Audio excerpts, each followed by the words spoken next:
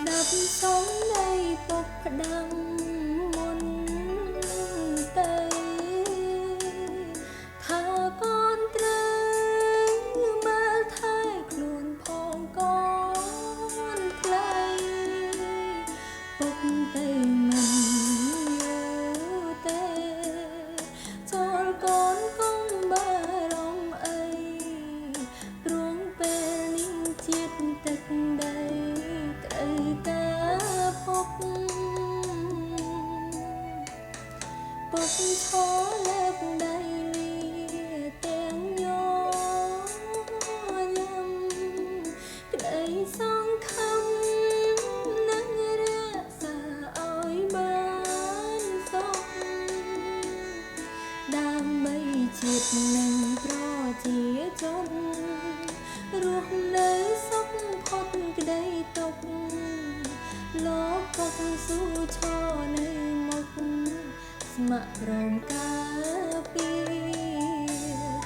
សូមអរគុណពីសិនដល់តបជួមុខចិត្តមុខមុតអង្គអាចថែទាំការពារមានមិនដងស្មុំថែរក្សាខ្លាំងក្លាពិតមិនរញរានាងក្រុមគ្នាលះបងធំខ្លាំងពេកហើយក៏សូមអរគុណទឹកចិត្តម្ចាស់ជុំនួយដែលបានជួ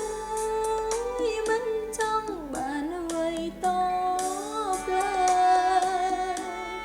បេះដូងខ្មែររួបរวมសាមគ្គីប្រឹងប្រែងឥតមានលហែលហើយបងប្អូនខ្មែរគ្រប់ប្រានអើយចូលចងចាំ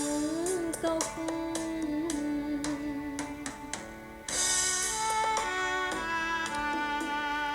នេះជាបទដែលខ្ញុំទៅសេឡើងហើយបើខ្ញុំច្រៀងទៅមិនព្រោះឬក៏យ៉ាងណាអធិស្ឋានផងពីព្រោះថាច្រៀងអត់ចង់ចេញទេ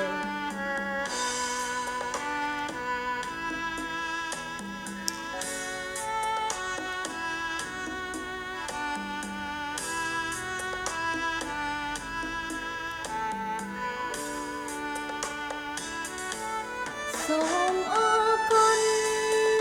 ពីសិនដល់តបជួមុខចិត្តមុខមុតអង្គអាចថែទាំការពារមានមិនដងស្មុំថែរក្សាខ្លាំងក្លាពិតមិនរញរានាងគ្រប់គ្នាលះបងធំខ្លាំងពេកហើយក៏សូមអរគុណទឹកចិត្តម្ចាស់ជុំនួយដែលបានជួយមិនចង់បានអ្វីតបឡើយបេះដូងខ្មែររួបរวมសាមគ្គីប្រឹងប្រែងឥតមានលហែលហើយបងប្អូនខ្មែរគ្រប់ប្រានអើយចូលចងចាំទុកយើងឈាមខ្មែរតែងតែសាមគ្គីរក្សាមិនរញរាឡើយបងប្អូនខ្មែរគ្រប់ប្រានអើយខ្ញុំសូមអរ